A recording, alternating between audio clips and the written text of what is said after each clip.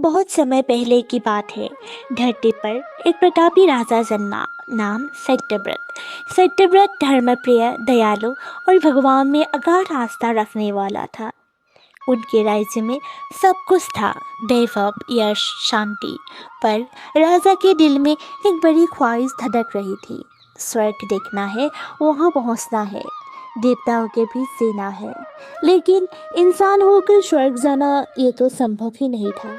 पर जहाँ इच्छा प्रबल हो वहाँ चमत्कार भी जन्म लेते हैं।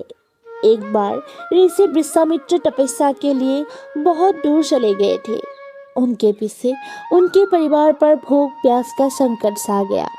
राजा सत्यव्रत ने उनकी मदद की, रोटी दी, छाया दी और सम्मान दिया। जब ऋषि लौटे तब उनके परिवार ने राजा सत्यव्रत ने कैसे उनकी मदद की सारी बातें बताई। ऋषि ने सब सुना और भावुक हो गया।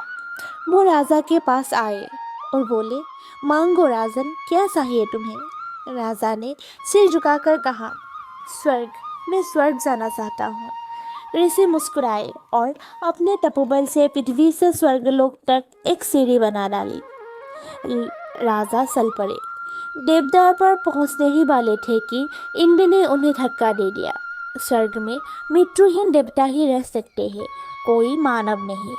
राजा टूटे हुए मन से धरती पर गिरे और फिर ऋषि के पास जाकर सारा हाल सुनाया।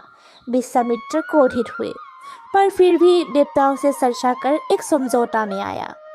राजा के लिए एक नया स्वर्गलोक बनेगा, धरती और असली स्वर्गलोक के बीच। लेकिन नई चिंता सामने आई।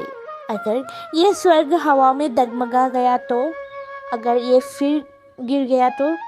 तब ऋषि ने उनके नीचे एक खंभा बनाया जो समय के साथ एक पेड़ में बदल गया। और उस पेड़ पर जो पहला फल उगा वो कोई आम फल नहीं था, वो था राजा सत्यव्रत का प्रतीक, उनका बलिदान, उनका स्वर्ग और उनकी अधूरी उड़ान। वही फल आज नारियल कहलाता है और वही पेड़ नारियल का पेड़, जो आज भी इतना ऊंचा होता है कि लगता है जैसे वो अब भी धरती और स्वर्ग के बीच लटका हुआ है। इसलिए नारियल को बलि दी जाती है।